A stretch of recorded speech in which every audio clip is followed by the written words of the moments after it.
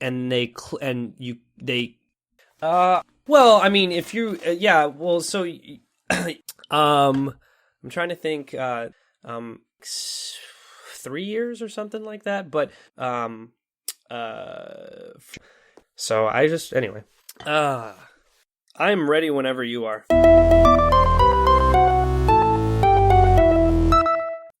Hello and welcome to the largest show without a name this side of the biosphere. It is the show with no name.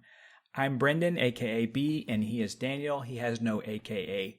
Daniel, one of the days that you and I were on Skype. I don't think we were actually recording.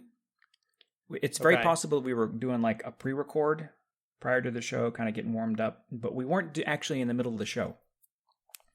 And I heard some noise outside my front door, so I stopped the conversation and I pulled my headphones off to listen because it was very, very loud. Okay. And this got me to thinking, and I was reminded of a video that's out there you can see on that cable channel called YouTube. And there is, I believe it's called, I don't know the exact highest cable ratings in the world. Yeah, they do have the there. Yes, exactly. Satellite free. They have, I'm trying to think of the name of the video, but it's something along the lines of 5 most exciting events caught live on Twitch TV. Right, and Twitch TV is where people go and they stream themselves playing video games, and there's a chat channel on the side, and they can, and you can interact with the people watching. The people watching can interact with you.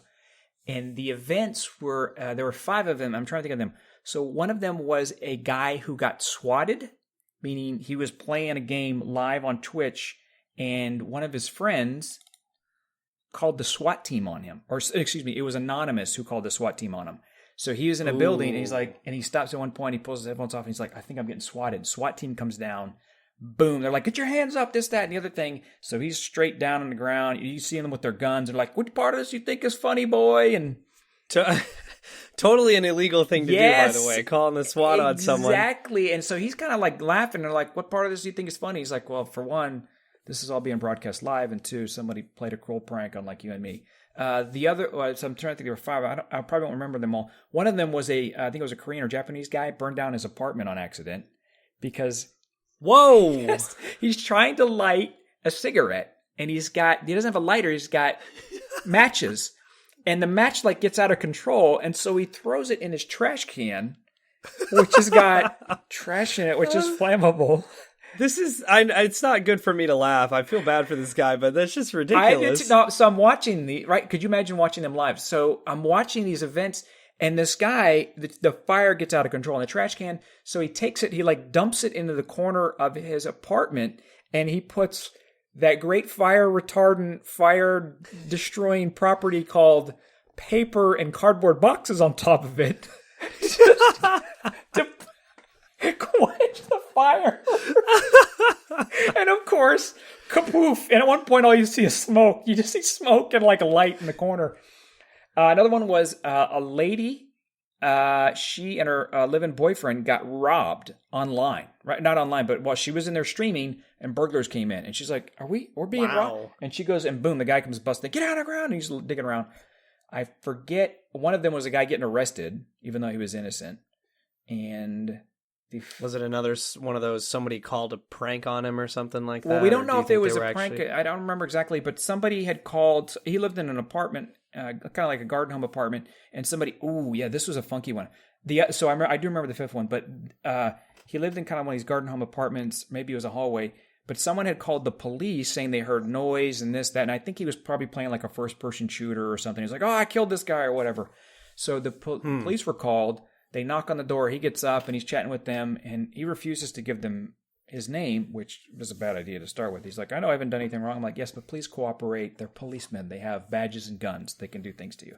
Exactly. So This is 2 episodes in a row that we've talked about police officers. It is. Oh, that's true. We did. That's right. We talked about the police And we talked about them a little bit. But anyway, continue. You didn't have me apply for a police officer job. No, I didn't. Never mind. That was like 5 episodes ago, but keep going. That's true. One of his neighbors, the police handcuff him and lead him away. One of his neighbors opens his door, peeks in. He goes in there, takes his shoes, takes like a couple other things, and walks out.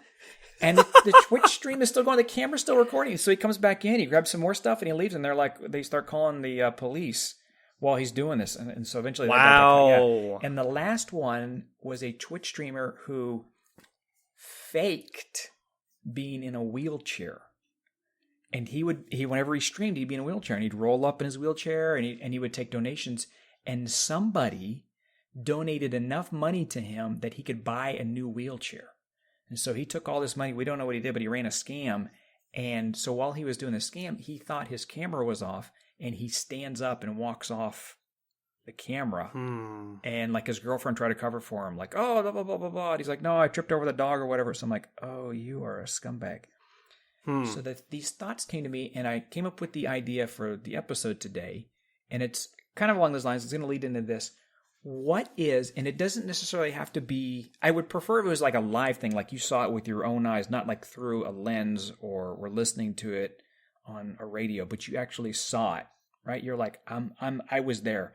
What is the most exciting, strangest, compelling thing that you've ever seen, like person to person? That is definitely a good topic, and I could. I'm thinking of a few. There's probably been. I'm sure you've got quite a few.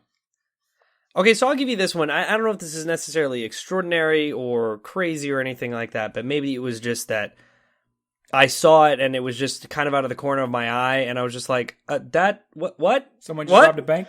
No, no. This actually happened a few months ago. I was driving. As most of our audience who listen to us know, I'm in a band. And after a practice one night, we were driving to go get some food.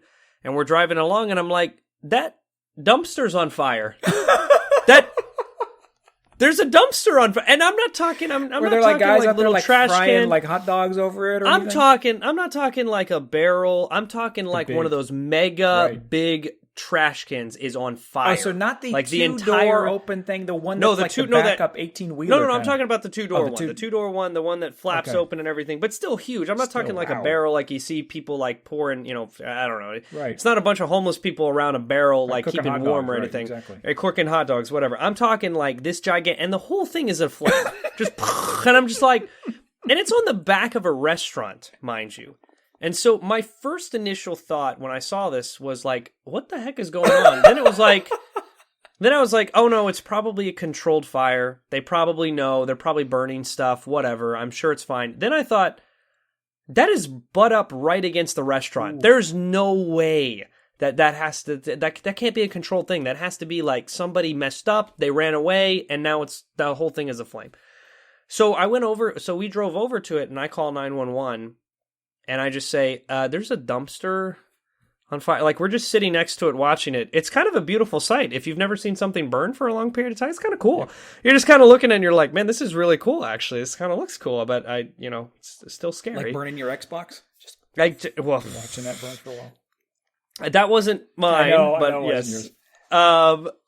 What am I, where I lost my train of thought. Oh, so I called the cops, and they told us, they're like, yes, we know the dumpster's on fire. And they're like, please stop calling us about the dumpster. We heard about it. We already sent a truck. Can you put a sign out there that says, police are can you put a sign out? The fire department is on their way and blah, blah, blah. I'm like, okay, whatever. I saw a dumpster on fire. So I don't know what you want me to say. There's a dumpster on fire. So that's one of them. It's funny. I've seen some crazy things. I wonder. I'm kind of curious what your stories are, because I gotta know. You gotta have some of these prepared. Not that I want you to die, because this will be a long story. But I'm kind of curious. I just thought of one as you were telling. I go. Was it the one of your brother in the car wash? Because that's the one. that's straight out of a cartoon, man. That's one for like, I don't know, maybe like 6 years. You got to tell the story now. For like 6 years or something, you couldn't even tell it straight to people. No, you're exactly right. Every time I started, and I would start, and before I could even get to the punchline part, which wasn't even a punchline, I'd bust out laughing, and I could never see. And the funny thing is that now being on the other side and hearing the story now twice at least, it's not even like See, I can't even vouch for you. I can't vouch for you for the audience. I can't tell them that this is an amazing story. I just have to tell them that this is a story that you literally just had to be there, and it probably was hilarious if you saw it. It was hilarious. But for Brendan, it is hysterical to no end. Like he can't even tell the story. He just laughs every time. Right now, I'm like, oh man, my face is red just from the laughter. It was so funny. All right, well let me. I don't know if maybe you'll want to tell it a little bit later here, but let me tell you. I guess the other one. I'll tell you the other one that I had, and this is a really cool one actually. This is so. You hear. So you and I both. Well, actually, I don't know. I don't know if you grew up in the church. I mean, I know that we're both okay. So kind of, sort of, okay. For those of you who didn't know, we're on Skype, so I can actually see him shaking his head. If you couldn't hear, what I was going to say is that both of us, though, profess, to be Christians, and we both, have.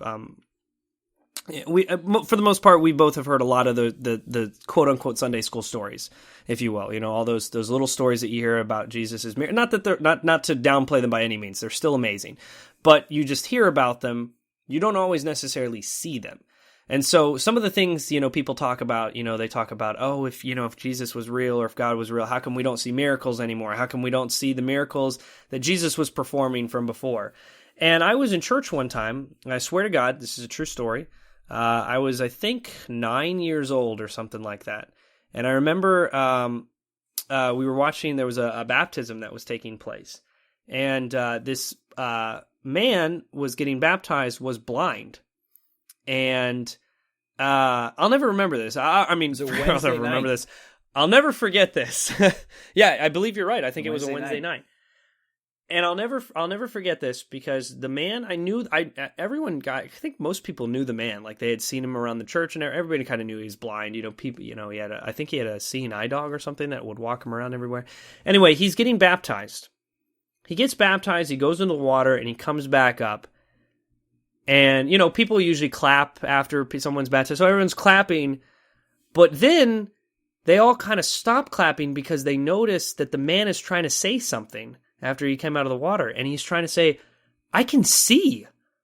Like, I can see things now. It's crazy. And I'll never forget it, because he's looking out, like, into the audience of the church, which I think it's a church of, maybe, like, 600 people? Yeah. Maybe, no, probably more than that. Yeah, it was. But he's like... I think it was 2 to 3K, but on Wednesday nights... But on a Wednesday night, it wasn't a big night. So, but he's still looking out at all the people, and then he turns and he looks at the man who baptizes him, and he goes... You have a beard. Just like, it's like, this is the funniest thing ever. It's like, and of course, everybody laughed, of course, too. I don't know. I don't remember who it was. I don't remember who it was. So, but I just thought it was, I thought it was hilarious. I thought it was hilarious that he said that, and that was the thought or the idea that came in his head. That was the very first thing he thought about. So, but you think about it for a moment, and that's probably, to some extent, unless you watch us unless you're listening to this on YouTube, you have no idea what B or I look like, unless you look at the little bottom half of our, heads, but aside from that, you don't really know what we look like. And you see someone for the first time after hearing their voice for years and years and years or whatever. And it's just, it's different. It's not always what you expected, but yeah, no, definitely. That was one of those moments, just like that, witnessing that, like if somebody told me about it, to be like, it's a cool story, right. But witnessing it, that was really cool. So, right. But I want to hear what stories do you have? One of the ones I have is I'm trying to think of how old. I think I was a senior in high school, possibly freshman in college. But it's possible I was a junior in high school. And actually, I have quite a few, but this one came to mind. This was the first one that came to mind, and I don't know why. But it was, in fact, I don't think the place exists anymore, Daniel. So where 410 is, and it's obviously changed a lot since then, because that was over 20 years ago. It was like close to 30 years, a little less than 30 years. So where 410 is, 281 going north outside of 410 wasn't there. It was San Pedro. So San Pedro would just go straight north. It would go under 410, and you went over that hill. And on the left-hand side there was a restaurant called Maggie's.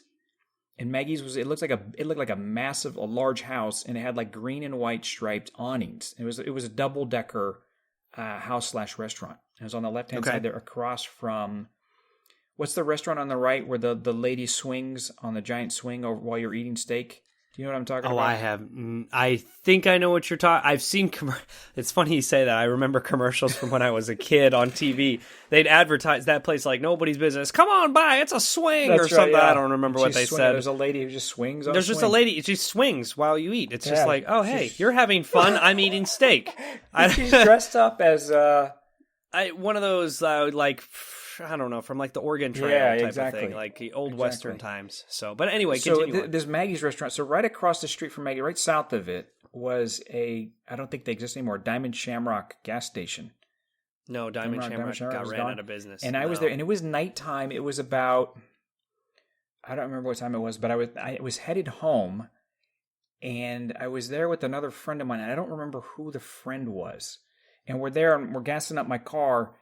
And I remember turning and looking across the street. We were chatting or something. I turned and looked across the street because there was like crazy movement over in the Maggie's parking lot. And I'm watching and I'm like, what is going on? And the next thing I know, this guy comes running out of the back of the restaurant, where the kitchen is, comes running out of the back of the restaurant. And I hear a dog barking, or a dog barks. And the next thing I know, I hear the chain of the collar of the dog running. And then I hear this guy scream expletives as the dog jumps up and like grabs this guy by, I think, like the arm or the shoulder, and just brings him to the ground and just starts tackling and just mauling the guy. I mean, just crazy digging into this guy like he's, chow chow or whatever the heck the thing is. And another guy runs out of the back of the restaurant. Boom, another dog, boom, jumps on this guy, like grabs his leg, and he's down on the ground. And it's like SWAT canine, and they just come busting in the front door and the back door, and they're up with like guns in these guys' face.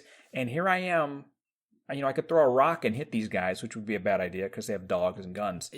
Not as smart. And I'm just watching them going, "Wow, what the heck is going on over there?" I didn't even know, but it was, as a circa 18-year-old. I was like totally enamored with it. I'm just like, forget gas. I'm like, all I know, the gas is like pouring out of my tank and the car and everywhere, and just spraying. This is at the back of a restaurant? Yeah, and this restaurant was large, and the parking lot was pretty good size too.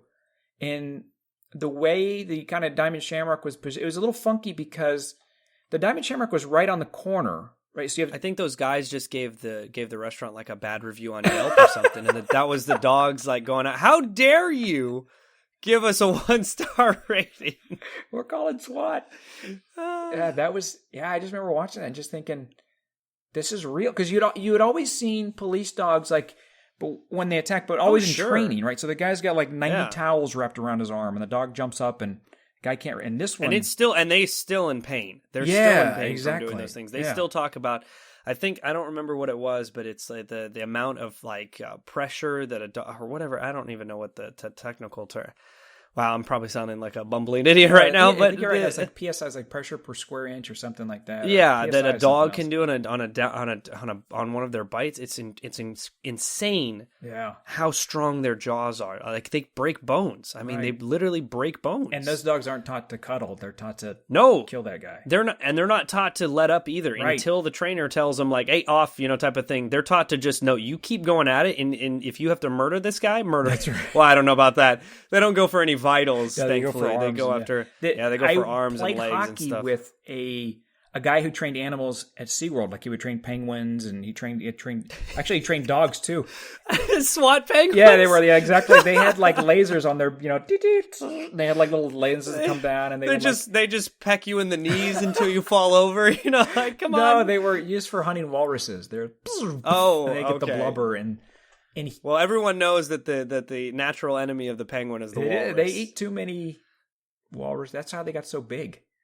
Yeah. But he had a pair of dogs that he trained, he and his wife, and he drove like a pickup truck.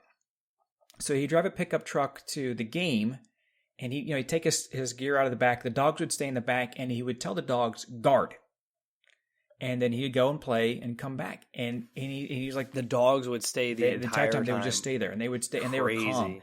and he'd be like, B, watch this, right? And he's like, guard, right? And so here they are, they're guarding. He goes, now go near them. I'm like, I'm not going near them. He goes, all right, so-and-so, go near them. So so-and-so starts to, no, he actually goes near them. No, I'm sorry. He gets one of our fellow teammates to go near him. And the dogs just go ballistic, right? They stay in the back of the truck, but they're going crazy. And so he kind of like steps forward and he like gives them the command like, oh, you stop or calm or whatever. And so they're instantly like calm. And so he says, now watch this. Guard. And then he walks towards them and they go crazy bonkers because their command was guard, not guard me, guard the truck. So he was showing just how well the animals had behaved, that they could guard even against him. I was like, that's amazing, man. It's really, really That's cool. really That's cool. Quality. Yeah. He's just showing off before the hockey game, before you guys plaster him against the plexiglass. So just like I got some dogs out there. He's like, oh yeah, you beat me in the rink. He's like, just wait till we get outside. I got 2 dogs waiting for you. I rember all of y'all, and I'll tell the dogs. I'll remember all of you. It's like if in the middle of the night you wake up and there's a guard dog like drooling over you, you know who he came from. All right, you know who sent him. They were like night and day because he could go up and pet them, and they'd be like, oh, and then guard. Wow, it was really, really neat. So anyway, this all came from the back of a restaurant, though. Like as far as did you see them get? This was SWAT dogs. These, you saw them get arrested. Well, I don't know if it was SWAT. It was it was canine.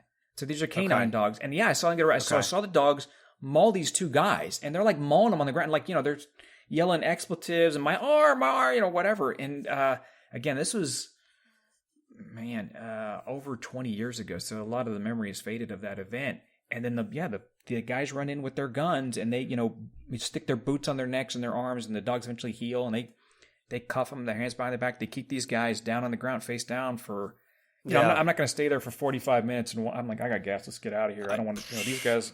I don't need to be bothering them. You probably got more than enough gas. You were overflowing. Exactly. I was filling the gas up for everybody who came by. I'm like, hey man, it's on my dime. You're like you're not even you're just like dead staring at the thing, and like you just take out the pump and you just stick it in someone else's car. Stick it in someone else's. Like you're just continually watching. You're like, don't worry, it's on me. This is really interesting. I don't want them to get suspicious of me, so I'm filling up gas.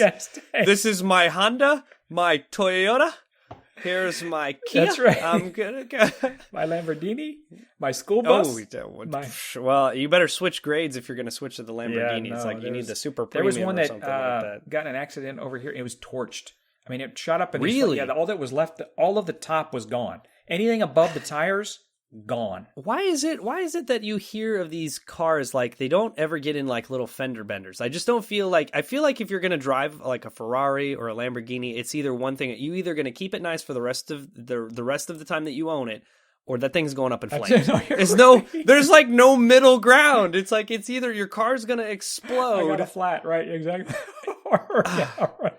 Like there was a guy, I think it was like a brand new Ferrari owner. He like tried to go and race it on like the San Francisco highway, went like 120 miles an hour, and the thing caught on fire or something like that. Like the day one, like it's just like it's not like he like hit a pole or something. It's not like other car problems. It's not like he locked his keys in his car or something. I think that's it's not like he's adjusting the AC and the little knob fell off or anything.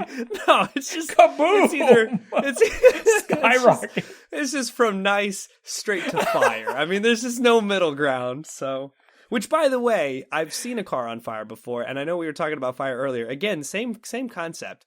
Don't start a fire, but if you ever see a car that's on fire, just watch it for a little. That's right. It's kind of cool. It's a very interesting concept. Make sure everyone's safe, though. Call the cops if you need to. Like, poof. Well, I saw a car one time that was on fire, but everyone was out of it. Like, everyone made it out safely. But it was one of those situations where it was just the gas tank, leaked out. It was hot. It caught on fire. This car started catching on fire. At that point, it's probably like, I don't know, maybe like 5 minutes after the accident. In fact, I don't think the fire department was there yet, but I think the ambulances were already there and the police were still there. I don't know who gets there first. Is it, I wonder, this sounds horrible. I wonder, is it like a race for them? Like they get the call, like, who can get there first? Like, I'm going to beat you there. That sounds terrible. I know they're all there for doing service, but hit that lady on the bike, it was, fire department was first. A minute You know later, what? I always feel like they are. ambulance, and then a minute later, police, and then another police and another police. I guess I'm not too surprised by that because you got to think that so police are doing other things. Right. Firemen, they're waiting around to do something. Exactly right. It's not like they're doing. I'm not saying that firemen are late. I think they're out of the three of them, they're my favorite. Yeah, I like the firemen. But best. but except for when we played them in hockey, it's it was like, oh, I hate you guys. Because they're tough dudes, That's and right. they just like that's when you're getting pressed against the plexus. That's that your friend. No, I can outskate many your friend of them. needs to go up to them. Your friend needs to go up to them and remind him that he has That's guard exactly dogs. Like right. They didn't play with sticks; they played with axes. They would like swing at your leg, and you're you're like, ref, that's like a penalty. He's like, nah, it's good. You're good, man. It's just decapitating heads as they're going along, just like boom. And it's like, all right, well. Does he go to the penalty box because he bled out all over the ice? He's like, no, he's good. He's just fine. It's whatever. So, I completely lost my train of thought. We were talking about firemen. Fire, yeah. So the no, I was saying don't cause this, but if you ever get an opportunity to, yeah, watching a car burn too. That's another thing. That's a pretty sight. But speaking of cars, I will say, so there is one other thing that I wanted to mention. This is probably the last story that I have because I can't. You know, it's funny. You think about them in the moment, and they usually have a huge impact at that time. And then as time goes on, that story just kind of morphs a little bit, you know, because you get older and you kind of forget certain details. But you still remember some of the basic concepts of what happened. And I'll never forget in high school, I was, for those of you that don't know, I was a competition swimmer. I did that for 15 years. And I was on my way to practice after school one day. And I remember the school that I went to was probably about 10 minutes away, and I was late already to practice. So I'm like rushing to get to practice. I get to the pool, and I realize that I forgot to bring, my sister was also on the team, and my parents had like given me her goggles or something in the morning, something like her swim bag. And I forgot it at school. And so I'm like, dang it, she's not going to be able to swim. I have to go back to school now and then come back to practice. I'm going to be really late. Moral of the story, I'm going to be really, really late. So I get back on the highway, and I'm thinking, like, I need to be flying. So I'm, like, going fast, but at the same time, I'm still, being a little cautious. Either I'm going to wreck this car straight up. I'm going to wreck this, or it's going to catch on fire. Exactly. So I'm on a 2-lane highway, and there's a car. I'm in the right lane. There's a motorcycle in the left lane. In front of him is 2 cars, and in front of me is 1 car. Behind me is 1 car, and behind the motorcycle is 1 car. It's kind of compact in there, all right? It's really tight is what I'm trying to say. Motorcycle is probably neck and neck with me. All of a sudden, the motorcycle, like, guns the engine. Like, he's, like, at the start of not the Indy 500, because that's not a motorcycle race. Can't think of the name of a motorcycle race right now. But he guns it like he's at the start of a race. I don't know why, though, because there was no room for him to gun it. He guns it and rams into the back of the truck who was in front of him, okay? This dude, I swear to God, this dude goes flying up in the air, like, 5 feet off of his motorcycle. And I'm thinking, oh my God, this guy's dead. Like, this is an accident. This guy's not going to make it. Like, he's going to die. He lands on his back on the asphalt in the middle of the road. This is a highway. Right. We're going 60 plus miles, maybe 70 miles an hour. Everyone's slowing down at this point.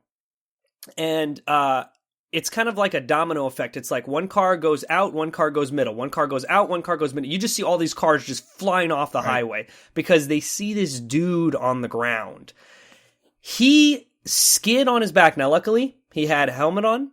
He had the proper motorcycle gear, proper pants, proper boots, everything. But he still flew across the asphalt for about 100 yards or so. And I slowed down. I'm slowing down, and I'm thinking, I have nowhere to exit off. I can't get off. So if he comes into my lane, I'm going to run over him. So I'm like, I don't know what to do. I'm just slamming on my brakes, like trying to stay. My car comes to a complete stop, like maybe 3 feet in front of him. He's still in the same lane. And I just look, and I'm like, is he okay? Is this dude all right? And this is the worst thing I could. This is 17-year-old Daniel. Okay, this is the worst thing I could have ever done. I got to get my sister's swim stuff. I'm taking off. So I just take off. I start driving away. I was the closest person to him, and I start driving away. Now, for all the listeners who are going to say, that guy could have been dead, blah, blah, blah, I will let you know, I was no more than 20 yards away, and I looked in my rearview mirror, and the dude stood up off the ground. So I know that he was at least conscious enough to stand up. I don't know anything past that point. I didn't want to be around for questions. I didn't want to be around to do police reports or anything like that. I don't know why. That was 17-year-old me. I'm not the same person. If that ever happened again, I would fly out of the car and go to the guy's side and be like, are you okay? Is everything all right? Stay put. Wait till the ambulance comes, type of thing. But no, I just like, I'm late to practice. I need to get out of here. So, but that's every driver in DC, by the way. and they're not late to anything. They're just late to getting home. They're like, exactly. They're just like, I need to get home. Okay. That's right. Netflix is waiting for me. I need to get home. I have people to text. That's it for me though. I can't think of any other crazy stories. All right, I'll end with the one that you had reminded me about my brother. Strap yourselves in, audience. So I'll get through this without laughing. But you're right. If you it is one of those things where you had to be. If you were there, you would probably just be laughing. So I am about a freshman or sophomore in high school, and my brother is circa 4 years. He's 4 years older than me, so he was in college at the time, an underclassman in college. And he would come up and pick me up. My freshman and sophomore year, I couldn't drive because I'm like 14, 15, just turning 16. So he'd come pick me up, and he'd give me a ride back home. He'd pick me up from school. He would be coming from school, pick me up, and then head home. So it wasn't like he had to go out of his way. And we're driving this car home, and it was like a 1978 Chevy Malibu station wagon, and ones that were like made out of like the same metal they make tanks out of, right? This wasn't this. You didn't get a fender bender. Like another car hit you, it like collapsed, and your car was like, "Yep, I'm good. We can like roll over you." And we would drive this thing everywhere. So he's driving me home, and there's like steam coming out of the hood. So we pull over, and the radiator is just. It's not on fire, but it's figuratively on fire. Yeah, smoking in this. Yeah. So we try to cool it down. He says, well, we got to get back on the road because we got to get home. And we're like 410 we're about 410 in the airport, and we got to get over to where Windcrest is. And it's like, so for those of you that don't live in San Antonio. That is about, what is it? About 15 miles? Something like that. Something is probably closer to like 10. Probably like 10 miles or so. I'd probably say 10 miles. So my brother says, well, but still a good distance for a smoking radiator. Exactly. So we got to get home, but we can't drive on the highway with this. So we're going to go the back roads because we'll be able to like stop at lights and go a little slower and keep the radiator cool. And me, 14, 15-year-old, I'm like, sure, whatever you say. So we're driving back roads, and at one point, poof, flames. And so he pulls over, we get out, we pop the hood, and we always kept rags in the back, so we you're like patting it down, and the radio's with rags. It's hissing, it's like it's possessed, it's going crazy. And so my brother Sean says, hey, up the road here, there's a car wash. And so what we'll do is we'll go to the car wash, and we'll get the water from the car wash, and we'll cool off the engine and put some in the radiator. I said, oh, it just sounds like a great idea. So we make it to the car wash. We have to like dig around for quarters, right? We don't really like digging through the seats to pull quarters out, whatever. And it's one of these kind of self-wash ones where you pull in, and you've got like the box on the side of the wall, and you stick quarters in it, and it goes, and you pull the Meanwhile, everyone around is looking at you like, did these guys just pull up a car on fire? And they're about to like, it's a little dirty. Just got to get some bugs off, just smoke. It's no big deal. Just need to get some dirt off. Don't worry about the smoke. So we're in there, and it's my brother says, okay, here's so I put the cord. He's holding the hose. It's this. The hose is, I'm trying to figure the shape. It's long handle, and it's got like a crook at the end where you would spray water out of it. And then the rest of that, so that's all like a steel part, a metal part. And the rest of it is rubber hose. Yep. And it's a long, long rubber hose, obviously, because you got to get it all the way around the car to wash the car and everything with. And my brother says, "Okay, ready? Start this." So we have the hood up, and we let the radiator like fizz out. I'm just remembering this. It's just bringing a smile on my face. So we just let this thing just fizz until it's like there's no more. The car's just not doing anything. And my brother says, "All right, turn it on." So I flip the switch, and foam just shoots out of this thing because it's soap. You soap the car first, and then you scrub it and wash it down. And soap is just pouring out of this thing. So luckily, he didn't have it aimed at the car. And he's like, "Okay." He says, "Okay, go in and turn it off." So I turn it off. And he says, "All right, so next the water is going to come on, right?" And I said, "Yep, this is right here. Water's going to be the next cycle." He's like, "All right." He says, "When I give you the cue, click the switch and let the water come on." And I'm like, I'm just cracking up now. And at the time, I'm a kid. I'm like, Meanwhile, everyone else who's listening to this is thinking like nacho cheese is going to come out or something. But keep going. So he holds the nozzle right into where the radiator is to put some water in there. And he's like, he looks over at me, like gives me the signal, turn the water on. So I flip the switch. Water shoots out of this thing. Like it's flying out of a fire hydrant, man. I mean, it just boosh, like the dams have just busted and water shoots out of this thing. It shoots out of my brother's grasp, and there's so much pressure coming through the hose from this water that the rubber hose just coils up in the air like an S, like a snake, right? And it's flying, and this handle is at the top. It's like scraping the ceiling of this thing that we're in, and it's spitting water everywhere. It's just, pss, I mean, it's like something out of like a bad fantasy movie, and there's water just spraying everywhere. And my brother is running around trying to grab this thing, right? And I am not kidding you. The thing is like 12 feet high, just spraying, whipping around, everything like that. And he starts screaming, and I'm laughing because I'm watching him in futility just chase us around. He can't even grab it. And he's like, turn it off. And I am so close to wetting myself. It's hard for, he's like, turn it off. I finally reach up and I turn it off.